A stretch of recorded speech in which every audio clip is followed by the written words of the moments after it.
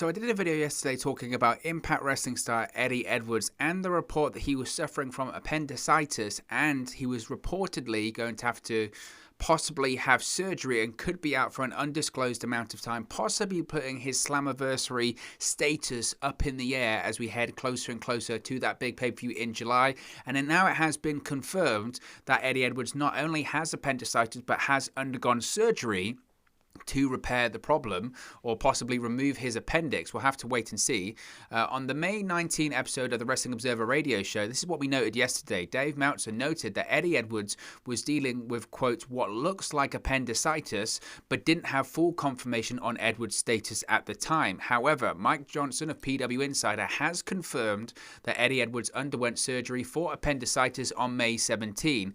Now, right now, it's currently unknown how long Eddie Edwards will be out of action for. Of course, Eddie Edwards, in my opinion, has been set up to face Kenny Omega at Slammiversary for the Impact World Championship.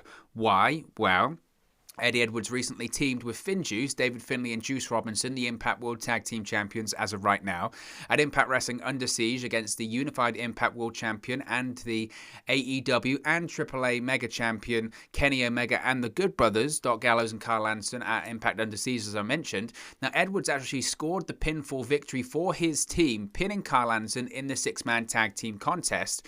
Now, this is, again, very interesting because, like I said yesterday, for me, they were going towards Eddie Edwards versus Kenny Omega at Slammiversary. Has that changed now?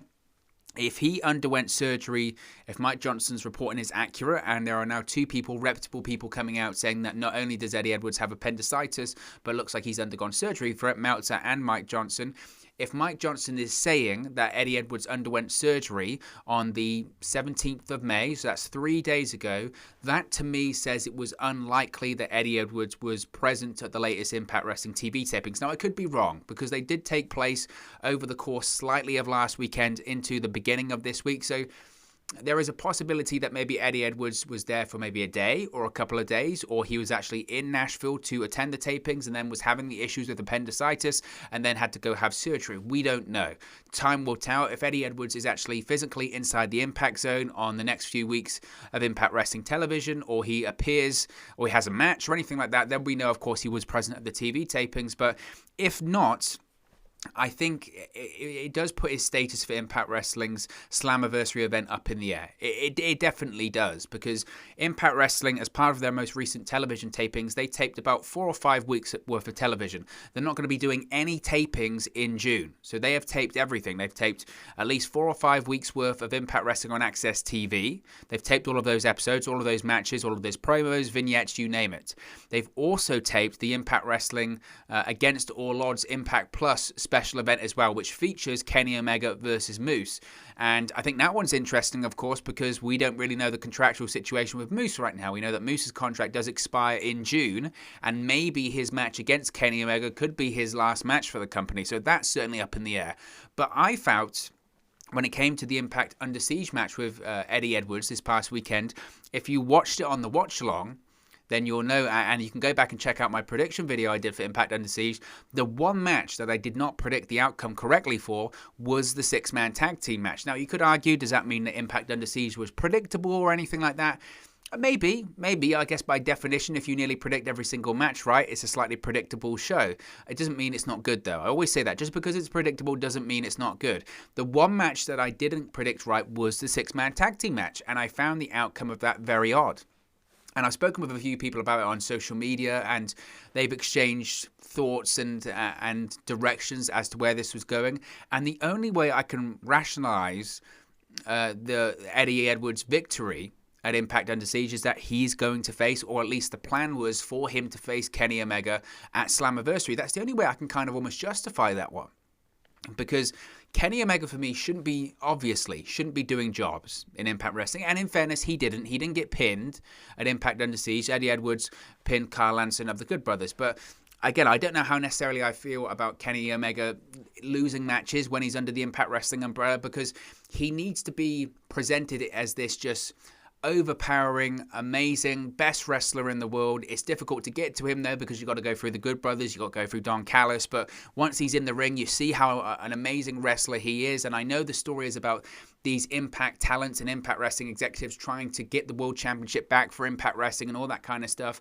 But I think initially you do have to have Kenny Omega be presented in a fashion that he's this best wrestler in the world. He's incredible. Nobody can touch him. And I don't think you achieve that by having Omega be involved in matches where he loses, regardless of whether he takes the fall or not. And when it comes to the Good Brothers, this is why I was really confused by the outcome as well. I mean, the Good Brothers at the moment, in terms of their matches against FinJuice, what have they done recently apart from lose matches? They lost at Sacrifice, they lost at Rebellion, now they lost at Impact Under Siege. It doesn't look good for the Good Brothers, does it? So I was very surprised by the outcome of that one. But the way, as I mentioned, that I could justify it and rationalize it is, well, obviously they're heading toward a path or a direction where it's Eddie Edwards versus Kenny Omega at Slammiversary. Now, again, I was slightly conflicted on that matchup because no disrespect to Eddie Edwards, and first of all, obviously, we hope that he gets better soon. Appendicitis is no joke. It can be very, very painful. Fortunately, touch wood, I've never had it. I know that some of my friends have, and they'll say that it really is no joke. And obviously, the time in which you catch it, whether it's your appendix is fully burst or ruptured, whether you need to have it taken out or anything like that, it can be very serious. You can have serious complications with it. So obviously, hopefully now he's had surgery, he can be back on the mend and be back competing inside of an Impact Wrestling ring soon. But when I saw that, or when I thought, again, trying to figure out where they're going in terms of direction for this one, when I saw it was Eddie Edwards versus Kenny Omega, that was my reaction pretty much there. It was kind of like, oh, okay. I mean, there's no doubt the match will be good. I mean, Eddie Edwards, great wrestler, tag team wrestler, developed into a single star, completely changed his style. The feud of Sami Callihan just radically overhauled what he was known for, became a bit more of a hardcore style wrestler,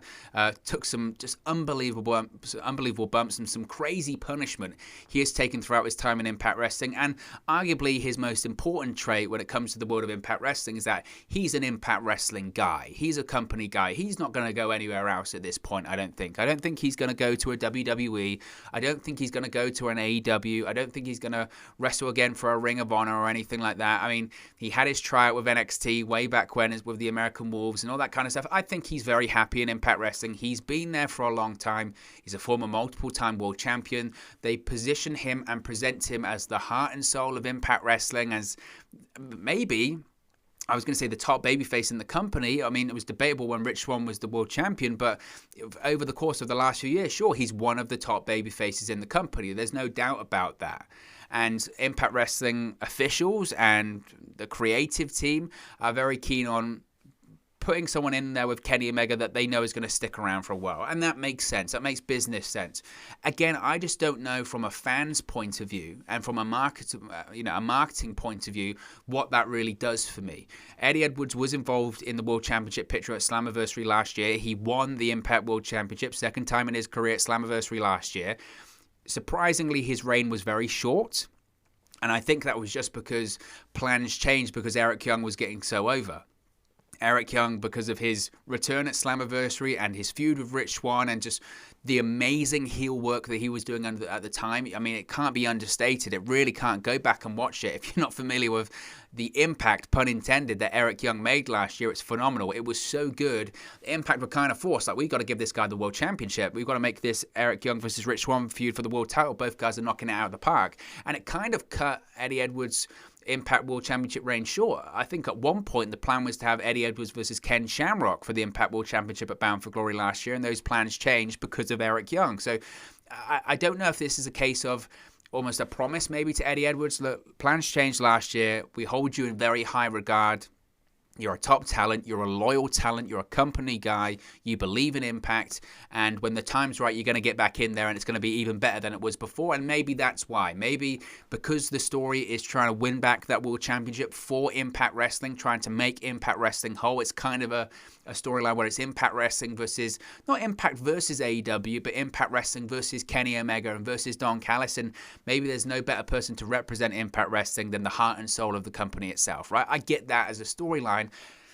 I just don't know if that matchup, if I'm really like, that's the one that really gets my juices flowing. You know, I would prefer, as I've mentioned before, that we have a talent in Impact Wrestling that we can elevate to a complete new level. You can make a main eventer by putting him in there with Kenny Omega, whether it is Ace Austin, whether it's Chris Bay, whether it's Josh Alexander. For me, a main event of Slammiversary that had Kenny Omega versus Josh Alexander, and Josh Alexander saying, we've got the rule of the option C clause when it comes to the X Division Championship. I've proved myself already in my short time as X Division Champion. I'm ready for a main event scene. I've been Tag Team Champion. I've been X Division Champion. The last thing is to be World Champion. Cashes it in.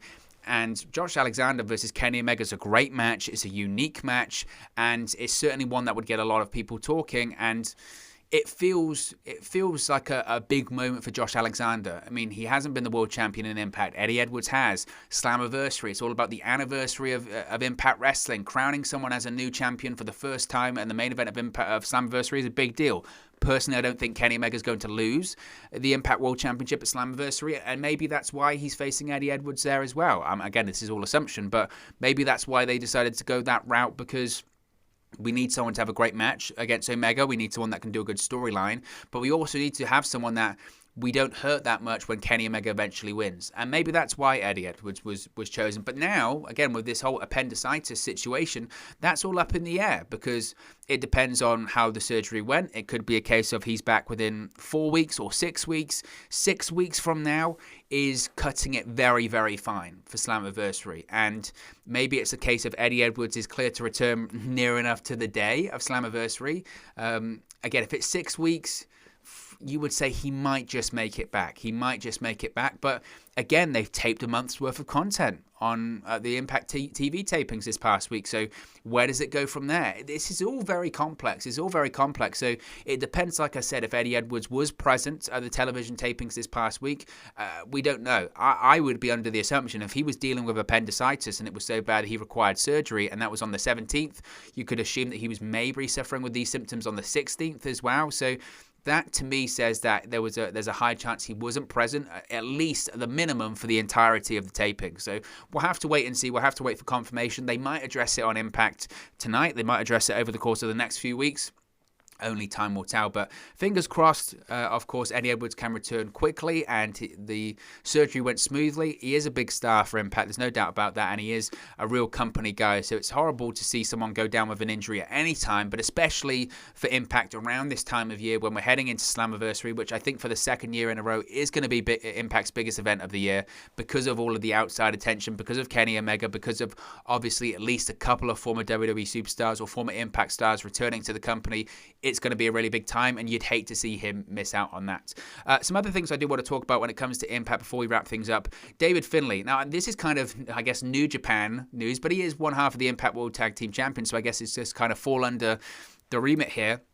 And it's that David Finlay possibly is considering heading to WWE in the future. Now, this wouldn't be much of a surprise, I guess, considering his father. I guess it's just the timing of this interview. So, during an appearance on Stories with Briscoe and Bradshaw, Finlay, former WWE superstar, producer, pro wrestling legend, was talking about his son, New Japan Pro Wrestling star David Finlay, and the former WCW and WWE star revealed that David was affected, of course, by the recent COVID-19 outbreak in Japan, which it still is not great over there, along with a fellow New Japan star. So this is what Finlay had to say, quote, "He's in Japan right now, so I guess Japan have had an outbreak of COVID, and so they started cancelling shows. He works for New Japan Pro Wrestling. They started having an outbreak. A lot of the talent got COVID, so they were sending them home. They went to the airport yesterday, and almost all of them were tested positive for COVID, so they were sent back. They were going to go to a government hotel, but when they made a deal, they were put in a dojo. So my son, David, and Jay White are in the dojo, quarantined there for another 10 days or so, which is ridiculous. So the COVID has just, the whole world has just put everything on standstill for a little bit, and we'll get over it, but he's doing well there."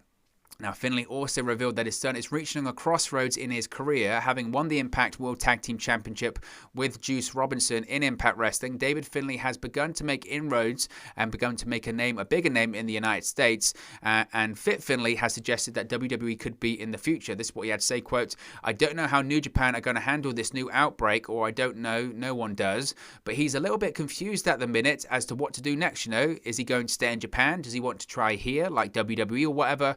But him and I are going to sit down when he does eventually come home and try and figure it out, because he just needs a little bit of wisdom put in his head, not that I have any." So when it comes to David Finlay, I must say, I think I've been very impressed. I've been very, very impressed, and I'm impressed by his work in the ring. I'm impressed by his journey. I think, like Finlay has said there, I think the thing is, people can't overlook when it comes to New Japan and then pro wrestling companies based in North America. There are obviously a lot of fans of New Japan in North America, and it's not just hardcore fans. There are casual fans, certainly more than I think there have been in the past, casual fans of New Japan Pro Wrestling or know some of the big New Japan stars.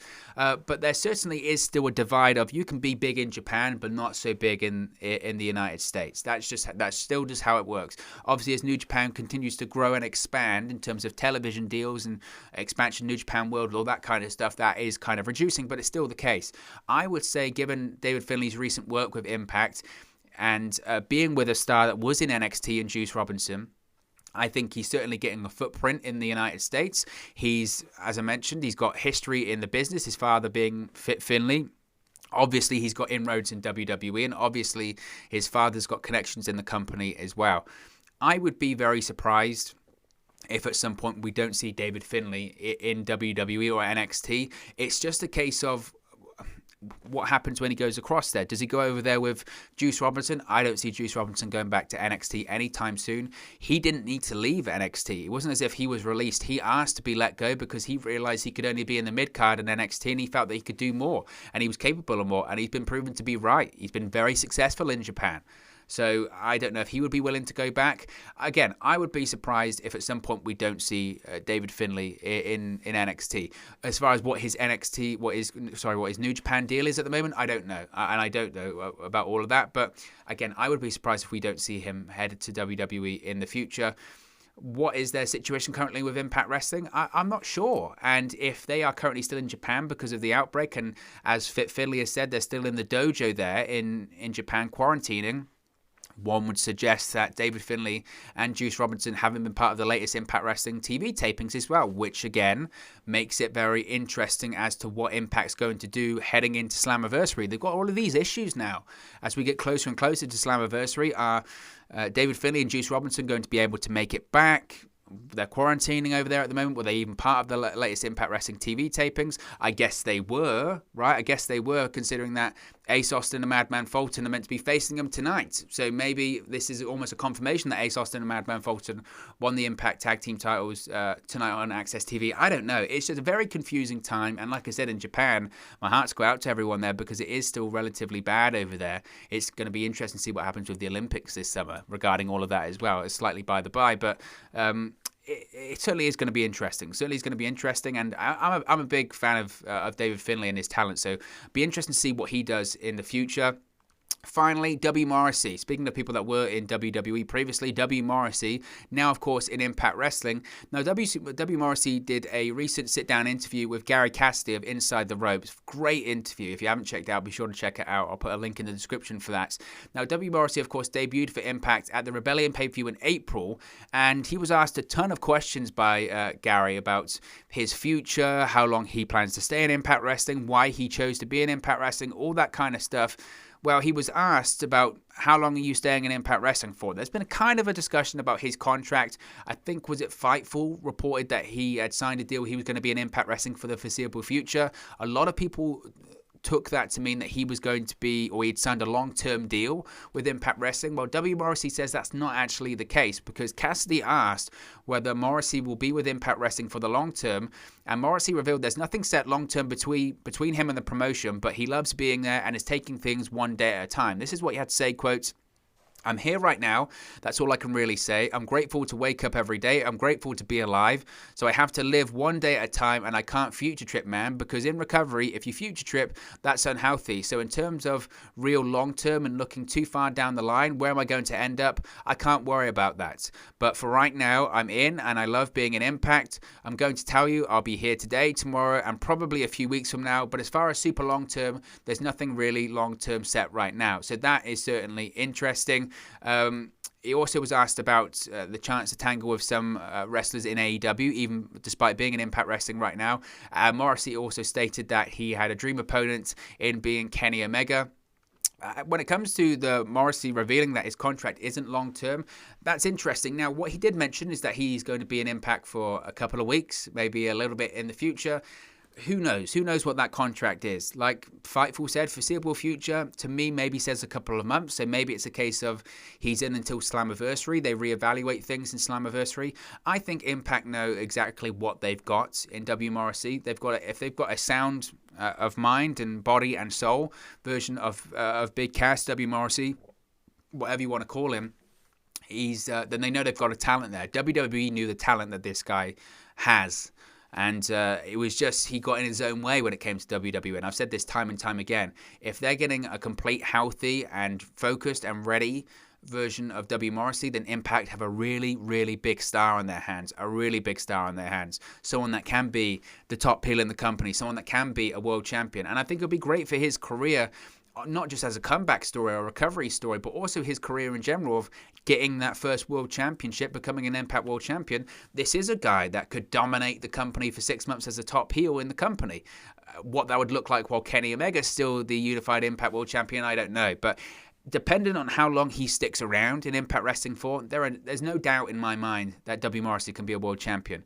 He looks physically great. Obviously, we know he can talk from his time in WWE, so it's all about the presentation and how long he sticks around for. It's interesting that he says it's not long-term, but that can change very quickly. We've known a lot of people to come into Impact Wrestling with no contracts, then become a champion and sign a deal. So who's to say the same can happen for W. Morrissey?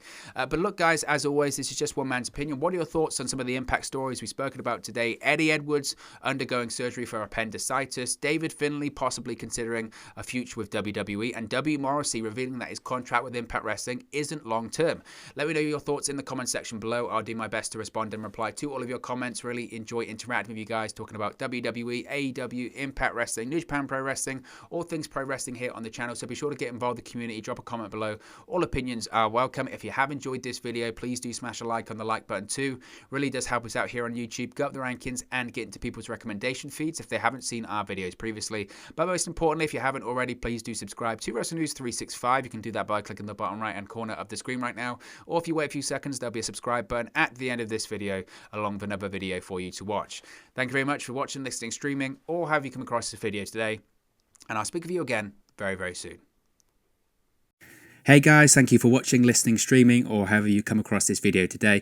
Be sure to click on the video on the right there to watch our next video, or click the bottom there to subscribe, or the bottom right hand corner. Thank you very much, and I'll speak to you again very soon.